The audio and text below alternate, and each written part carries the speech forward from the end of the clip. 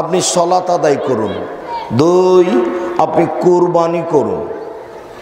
কুরবানি পশু প্রাণী জবে করা অনেক বড় নেকির কাজ।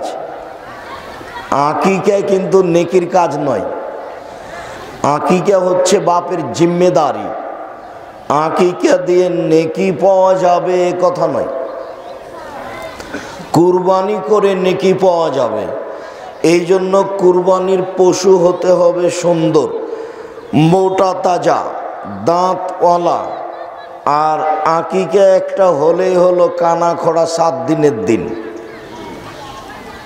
14 দিনে চলে না, 21 দিনে চলে না, জীবনে একদিন চলে না। আর আকিকার গোশত আপনি নিজেই খাবেন, দিবেন না দিবেন তার ব্যাপার, আপনার ব্যাপার। তবে কুরবানির গোশত আপনি ফকির মিসকিনকে দিতে বাধ্য। দুই জিনিস, দুইটা এক জিনিস নয়। আপনারা তো 7 ভাগে কুরবানিতে অভ্যাসী, ভালো লাগে, করেন। আমি কোনোদিন 7 ভাগে করতে বলিনি।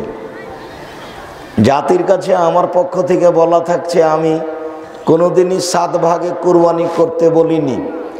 আমি বলেছি 7 জন আর 7 পরিবার এক নয়।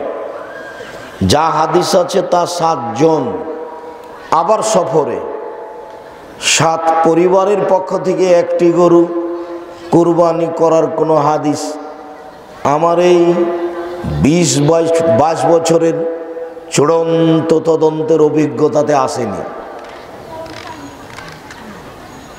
কুরবানি করুন, সালাত আদায় করুন। ইন্না শানিয়াকা হুয়াল আবতার, নিশ্চয় আপনার শত্রুরাই নির্বংশ।